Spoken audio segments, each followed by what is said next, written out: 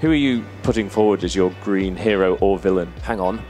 I work for Deloitte. I'm not allowed to slag anyone off. Is it a hero or a villain? Oh, I think that's fairly obvious. I'm not allowed to compliment anyone in case it compromises audit independence rules in Securities and Exchange Commission, and then someone comes down on me and puts me in prison or something like that. Journalist, Bullingdon Club member, and sometime Mayor of London. The green superhero that I would like to present is Lord Stern, Nicholas Stern. Very controversially, having to go at my friend Renzo Piano. But I'm at least glad that I got the hero bit, because it's probably better to be nice about people than do what I just witnessed to my left. Which could be quite dangerous, because as a consultancy we're working with him on a couple of projects we may not be next week, so I'd appreciate if none of you mention this outside this room. For me, he is without question our kind of hero of the hour.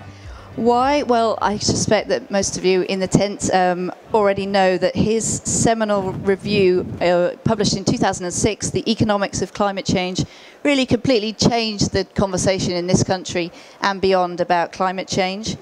But to come out with a statement to say, you know, humanity is effectively a plague on the earth, I just think it kind of changes the level of the conversation and the kind of the awareness within, you know, the public at large, I guess. Renzo, for this building, is my green villain, because I feel all of that is a consequence of that one sketch on the left which said, I'm going to build a shard of glass. And once you've locked yourself into that, the whole, all the problems that follow from that come from that one thing, which is an architectural throwaway line that actually has defined a building that we will all now live with for many a year. So that's the end of Renzo, sorry. So what I'm saying is, do not underestimate the danger of this man, because he could be our next Prime Minister, which I find deeply worrying and concerning. And to finish on a Latin quote to echo the man himself, calamitas Londini, calamitas patria, calamitas planeta.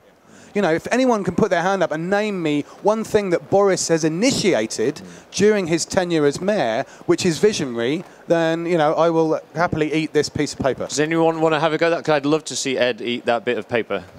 A nibble? A nibble? I'll take a corner off for that. You know, I spent 20 years of my career trying to fit in, to be one of the boys. And now I was being singled out because I was a woman, and really was not happy about that. I want to be recognised because I'm good, not because I'm a female. What I think needs to happen is everybody needs to be treated as special. Doesn't matter whether you're a girl or a boy, whether you're old or young, everybody in my team gets exactly what Claudine's just suggested. I've taken away flexi time. I don't want you to do flexi time. Do your job wherever you want to do it, however you want to do it. I'll have a chat with you if you're not doing it. 3 people signed up or something like that when I first offered that, and now all 20 people are on that scheme. There's no hot desking, or we haven't done anything particularly special. I'm not measuring it, but I know that I've got a happier team. And it's about finding square pegs for square holes and round pegs for round holes. So all the boys are treated as special in my team, and all the girls are. Thanks very much.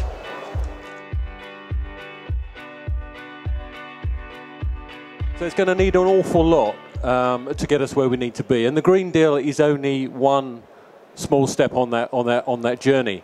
But I think it's an incredibly important step, an incredibly positive step, and I am on the record now as being very positive about the Green Deal. I think it's already begun to galvanise this industry. It's galvanised the conversation around retrofit. As I say, it's been an elephant lumbering around the room.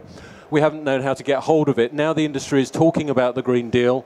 From SMEs to major contractors to high street retailers are seeing what part they can play in this industry. And it's very, very early days. But I think what we'll see in Ecobuild as well as elsewhere, the kind of growth in this industry around retrofit and the Green Deal that we've seen over the last 6 years around zero carbon and the co-sustainable homes. There's a direction, and industry is already gravitating towards it. We certainly hope that everything that Paul says about the future success of Green Deal comes to fruition. Equally, we're interested as a business in the non-domestic sector, so we can see effectively what's happening in terms of the trend of activity. So to answer the question about what the current level of activity is, not sufficient is a simple answer. It's still very, very limited.